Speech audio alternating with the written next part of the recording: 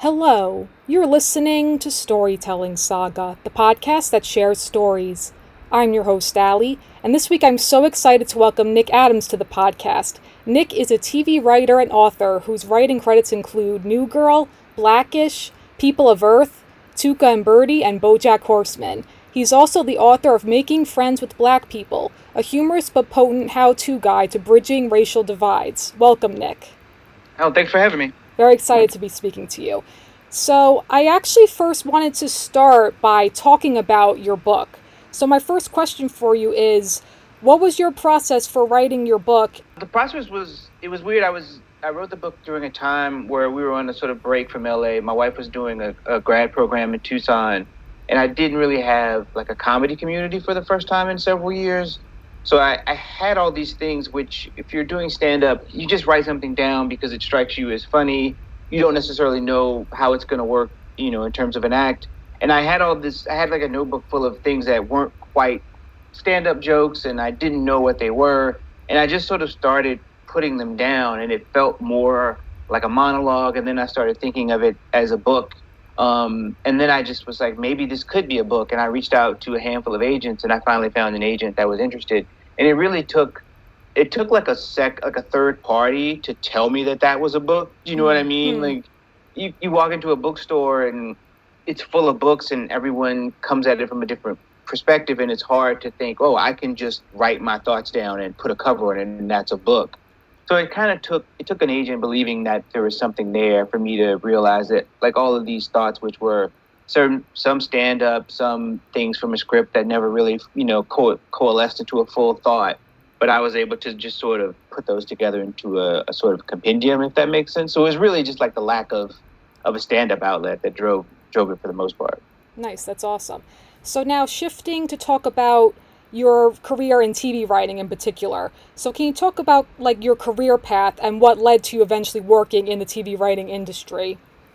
I was in LA for 5 years or so, working mostly as a stand-up comic and working in the TV world behind the screens, like in unscripted and reality shows and stuff, and kind of nibbling around the margins of show business. And I wasn't big enough that I couldn't leave LA. I wasn't like a known comic. I wasn't that successful, but I was a regular at the Improv. And if I was doing all the independent theaters, like, at UCB and all these different smaller rooms. So I had established myself a little bit in terms of comedy. And when my wife finished the grad program, we decided to come back here. The book got optioned by Universal Television. And I was working with Mara Akil and Salim Akil, who she did Girlfriends and The Game, and they worked on The Game together, and they did Black Lightning. So we were trying to develop the book as a TV series. And that was really when I first started like writing in earnest. I knew some TV people. I was friends with people like Wyatt Cenac, who at that time Wyatt transitioned from being a TV writer to being a stand-up because he wanted to be a performer. So I knew, how it worked and how people got jobs, and I knew people who were staffed kind of. And I also knew that it paid well, that it was a way to sort of get the comedy out of your system, to perform, to be able to make people laugh without, trying to depend on trying to get stage time in a city like LA where you're competing with every success. I mean, Sarah Silverman and Chris Rock and, who you name it, those people all need stage time. So I just sort of, once I started developing the book and I started writing, on my own, and then I had my wife's friend from college, her roommate from college actually was a literary manager. And then her and her partner just sort of started representing me and sending me out to meetings and stuff because they had the book that they could send out as writing samples. Most of Hollywood they're so eager for the next thing or a new thing. Even if you don't have a script, if you've written something and people think it's funny, they will meet with you. If you're a playwright, if you're a comic and you have a special, if you're an author, if you have a comic book that people think is funny. So I really started meeting with TV people before I had like written a bunch of scripts and stuff. And then I started writing specs and samples and going out for general meetings and staffing season. And that's kind of where it took off from there. Nice, that's awesome. So what was the first show you worked on as a staff writer? My first staff job was a show, an NBC mid-season replacement called Perfect Couples, which kind of came and went pretty quickly. Perfect Couples was a really good writing staff, but it was most notable for the cast of that show all went on to do lots of other things. Kyle Bornheimer, Mary Elizabeth Ellis, Olivia Munn. It was a really, really strong cast, but the show kind of came and went really quickly. But it was a really good low stakes job for me to get my feet wet. And then the next year I got New Girl, which was sort of it was like kind of the hot show that year. It was like one of the things that everybody was really excited about, and that really, really opened a lot of doors for me. Like my career sort of took off from there. That's awesome. I do have a question about New Girl, but we'll get there. And my next Sure. question for you is, so just when it comes to being in a writer's room, what would you say is like the easiest part versus the most difficult part of the entire process, whether that's pitching, breaking the story, the outline, revising, etc.? Story is always harder to me just because, the comedy just kind of comes usually more organically, and story is a little bit more of a slog. It's a lot of stop and start, a lot of going down alleys that may or may not be fruitful. But the humor, if you get enough funny people in the room, you're just going to come up with typically enough funny ideas. It's just a matter of making the ideas work with the story. And then honestly, just trying to find something that hasn't been done. Right. There's a running joke in sitcom rooms where you're just like, yeah, The Simpsons did this, and you can spend days on a story and really be excited about it and think it's new and different. And then someone just goes, oh, you know what, guys? Do you remember that episode of Seinfeld? And you're just like, oh yeah, this has totally been done. So I think just pounding it and pounding it till you're like, okay, this is something that's remotely new. There's nothing totally new, but this is our new take on it, and we haven't seen it 1,000 times. And that's really the hardest part, especially as there's more and more TV and there's more and more outlets, and it's just really, really hard to try to find a take that hasn't been already taken. Right. Especially nowadays where it's not obviously just network TV. Now it's much more niche television with just so many different outlets with streaming and everything. So many times a writer will say, hey, this is very similar to an episode that they did on name show X, Y, or Z. And in a room full of professional TV writers, we're all just like, I don't know that show, and I haven't seen that episode. It used to be, if it was something that they did on Friends, if it was something they did on Seinfeld, you were kind of expected to know those shows, like their catalog a little bit. I'm not a huge Friends guy, but I at least know like the big episodes and the big arcs. So I would never pitch that a character used to be fat or something, something like that. But yeah, as all of these shows, they're really, and they're good shows with really talented people, but you're just like, I can't watch all of these. So we might be doing the same joke that, I don't know, that Atlanta is doing. Because if you haven't seen that show that week, it's harder than ever to stop things from, the streams from crossing. So when it comes to the writing process, what is your typical writing process, and does that vary between projects, say for instance live action versus animation? I don't think the process changes that much. There are different things within animation, just really specific things that change. Like you don't get to pitch on jokes as much. You don't get to, like, there's not, when you're on set, like, so in a show like Blackish, if Anthony Anderson is like, I don't really like that joke, you just, okay, we're not going to do that joke. Or if someone has a problem saying a certain word, they're tripping over a certain word, you just say, oh, you can just change that. And the actors, everything's a lot more fluid. With animation, everything is written, the actors aren't together. So if you change a line, it's going to possibly affect someone else's line. So you don't really have that much, there's not as much improv and sort of spontaneity on the day. It's more like they just show up and kind of perform it as it is. But the process of writing really isn't that much different. It's still people in the room breaking stories. It still has to come from, the jokes have to come from story and have to come from character. I was also spoiled working on 2 animated shows that are as real and, grounded character-wise and story-wise, even if they both shows could get a little, out there. But both of those shows are ultimately about real people. So it's not, and this is not a knock on those shows, but if you're on, sort of Family Guy, you can just stop that scene and just cut to a random gag and lighten things up. Or if you really love a joke, you can kind of shoehorn that joke in there. Whereas a show like BoJack is a little more organic. It just, so the actual writing process is incredibly similar. The only difference I would say is that there are just moments where you're like, I can't believe we're actually going to say this or do this or write this. really, really ridiculous thing. The best things in comedy, I think, are you come up with these things that just make the other writers laugh. And then oh, this is too silly, too stupid, too profane that we're never actually going to get to do this on TV. This is just for us. But BoJack is a show where you actually do that sort of stuff. So you sit around and talk about how, oh yeah, wouldn't it be funny if there was if they built a bridge to Hawaii? And then you're like, yeah, that is funny. How about we just have them build a bridge to Hawaii? That's kind of the only difference. Whereas a lot of shows, you get 80% of the way to maybe on 30 Rock, you probably get to do those jokes too. But that's really the only difference. It's an incredibly grounded, real experience. It was an incredibly grounded, real experience to write for both of those shows. Nice, that's awesome.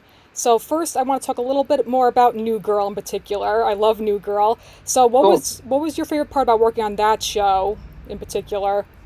The writing staff was really great. It was network shows have really big staffs. So there was 14 or 15 of us in the room, and we really got along well. I can't overstate how important that is. You're literally just sitting around a conference table with people for maybe 12 hours in the day.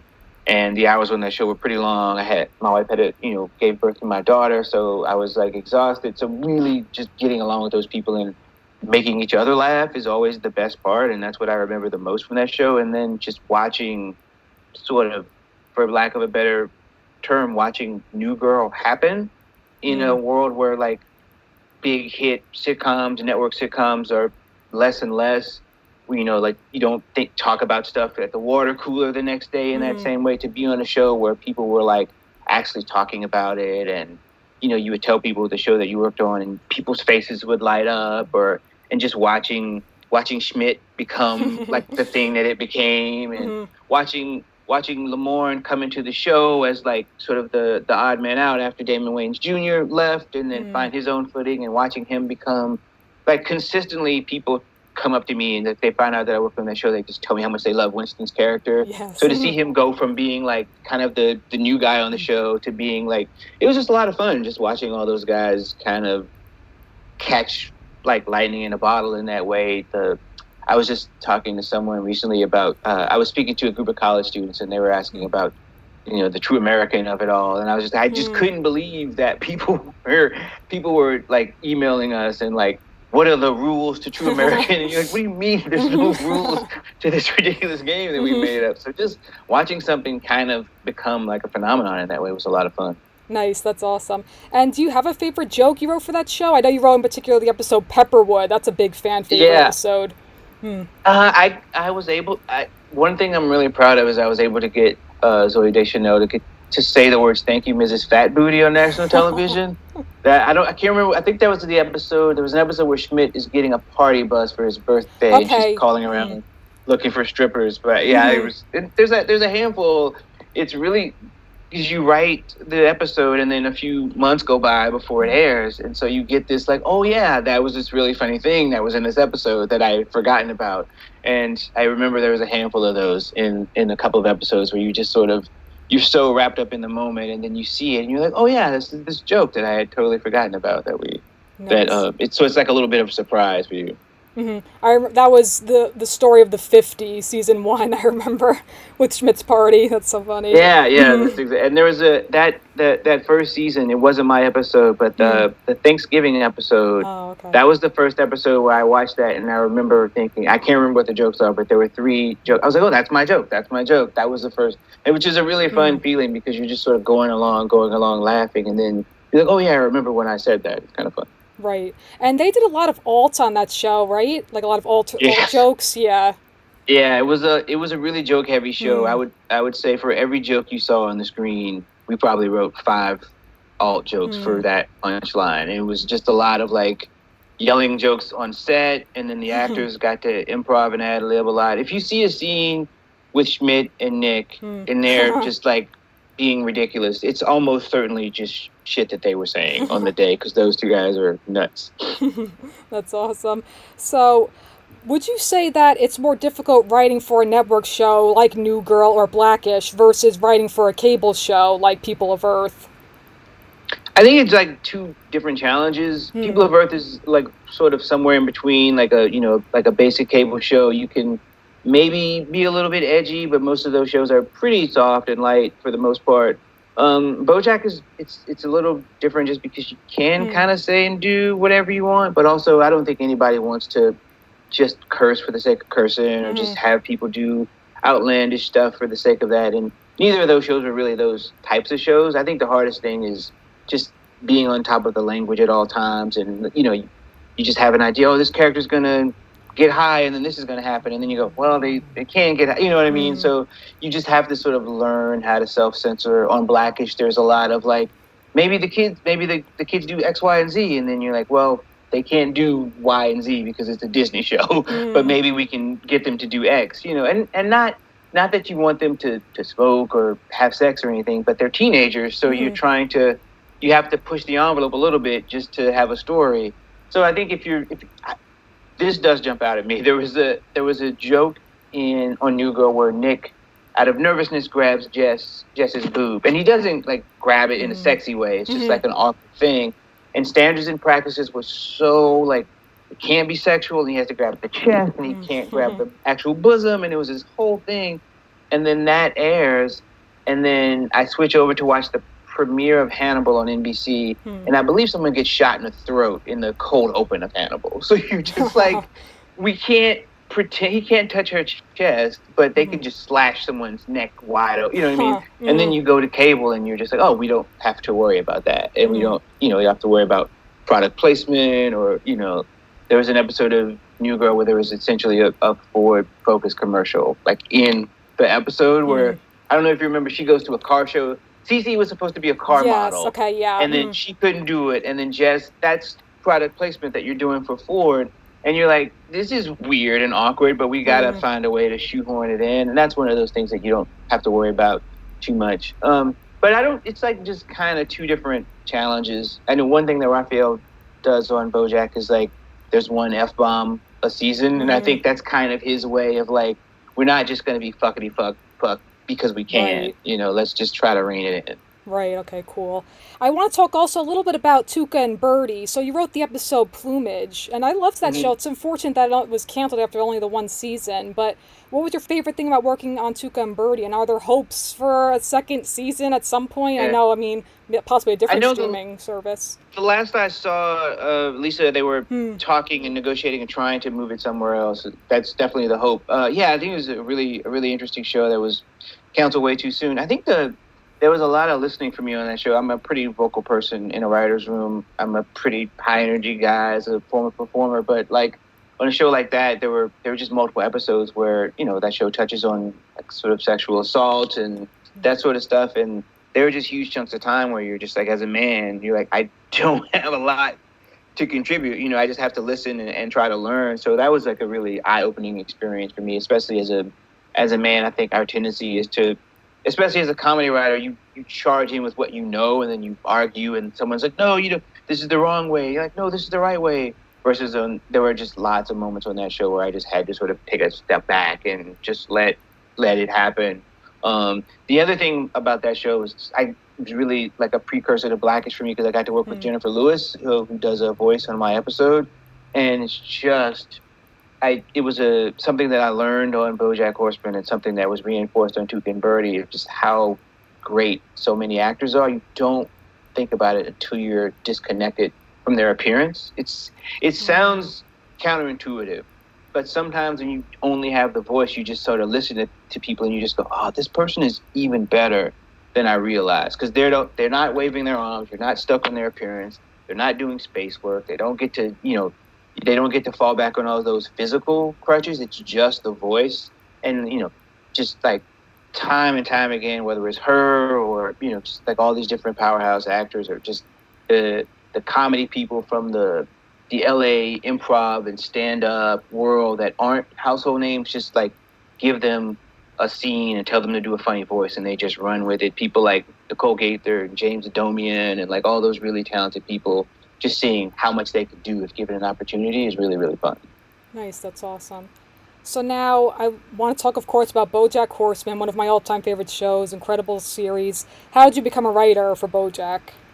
I was working on People of Earth, and the way that the short order series work typically on a network show like New Girl, you work for 10 months and then you have 2 months off. The shorter order shows, it's like 5 or 6 months. So you got to kind of try to find something else to work out, to balance out your year.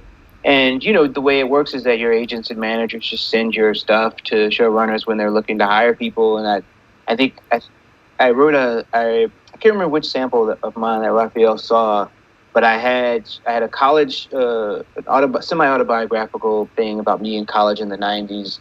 And I also wrote a while ago, I wrote a mashup, which was Extra Enthusiasm. It's like the character from Extra's Ricky Gervais's show meets up with Larry David on Curb Your Enthusiasm. So I had my writing samples, and they read your samples, and if they respond, you have a meeting. And I went into the meeting, and the meeting went really well. And then they hired me, and I was able to finish the season of People of Earth on a Friday and start the 4th season of BoJack on that Monday, which is really great. Nice, that's awesome. So what was the process like, since that show obviously is serialized? So what was it like breaking each season, each character arc for every season? Yeah, I mean, Raphael, usually we would start and he would have an idea of what he wanted to do. Either there was like a big, sort of a big arc in mind, not necessarily beat it out, but just like sort of fence posts in mind, or there was like a thing that he wanted to do. Like, I know when we got together for season 6, if it wasn't immediately, but very soon, Raphael started floating the idea that he wanted to do that eulogy episode, that he wanted it to be, just basically a straight monologue. So usually he would have an idea or what he wants to happen to BoJack or Diane, and then he would have sort of those sorts of episodes. Sort of. I think especially after the underwater episode, I think it opened up the idea that he could do that sort of stuff, and then there was like maybe an expectation from fans that there was going to be a big swing every year. But I think he also didn't want to. You don't want to just feel like you have to top yourself every year. But we usually start with an idea of what we wanted to do, and then it's really just getting in and talking it out. Like you almost always leave stuff on the table. Like there's always ideas that you don't have time to get around to, just because you don't have the space for it. And then you just sort of start figuring out, okay, this is what BoJack's going to go through. This is what Princess Carolyn is going to go through.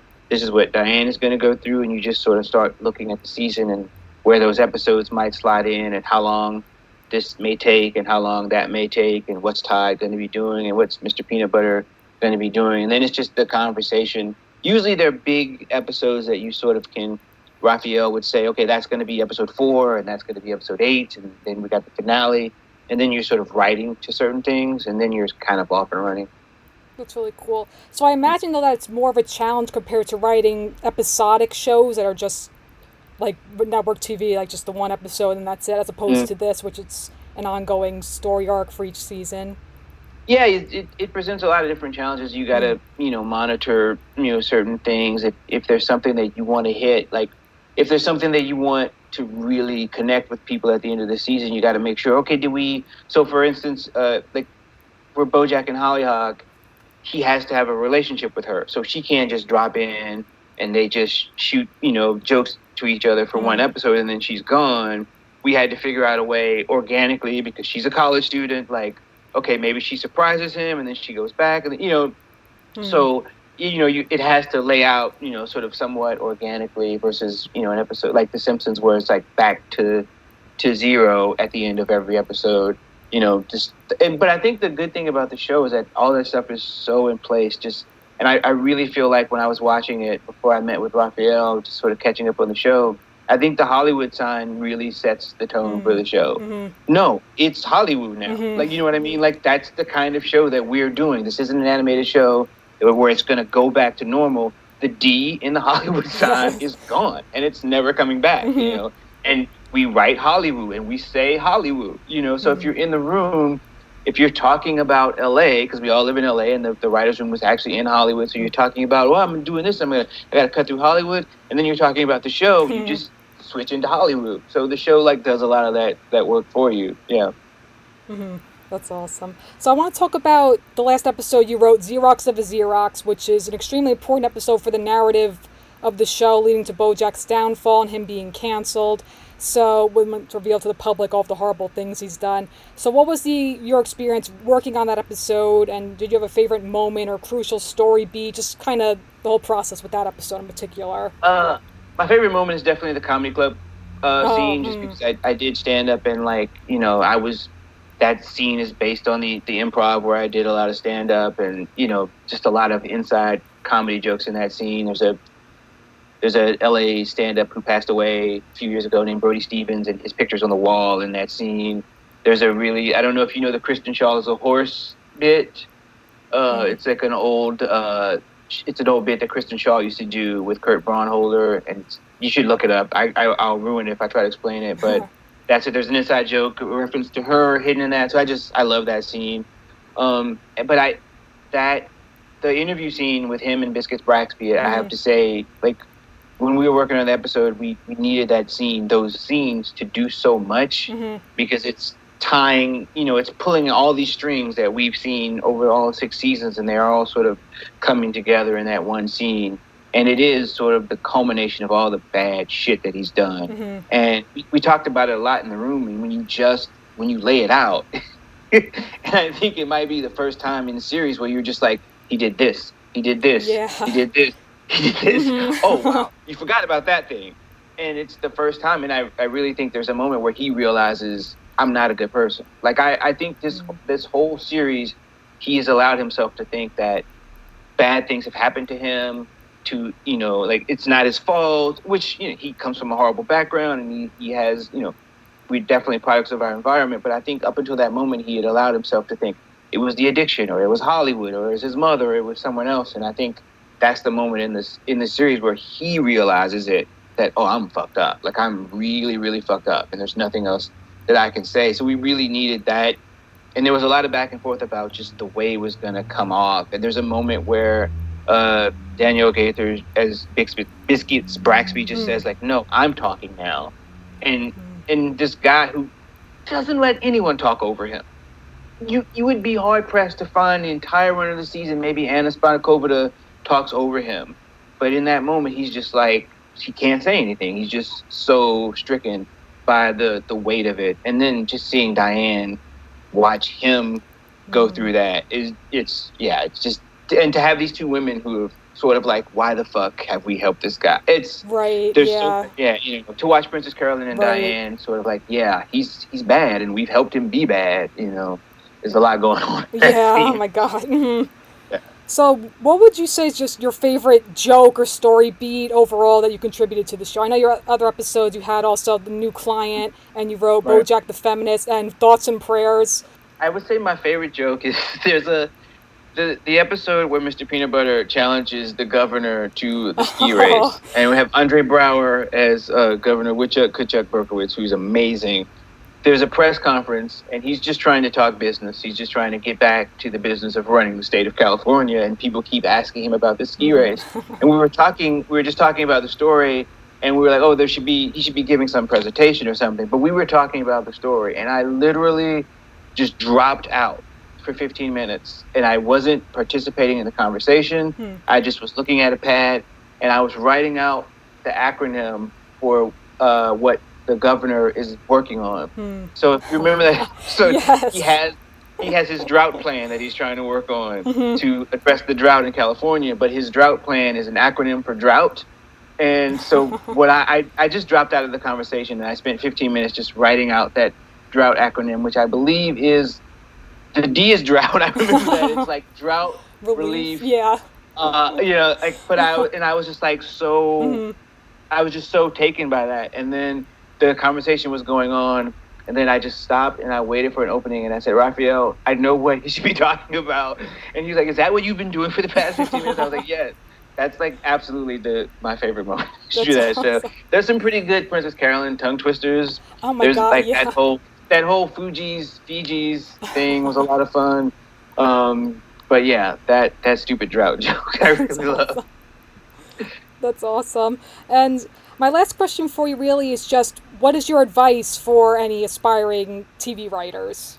Oh, wow. I would say try to read and watch as much as you can, like just good stories. Like don't feel like you have to just watch TV, but I just, it's just storytelling, and the basic types of stories haven't changed, and everybody that's telling good stories are getting them from somewhere, from their life and from books that they've read. So, and there's just so much of a language of shorthand in the writer's room that you can just learn from, like, concepts like story turn.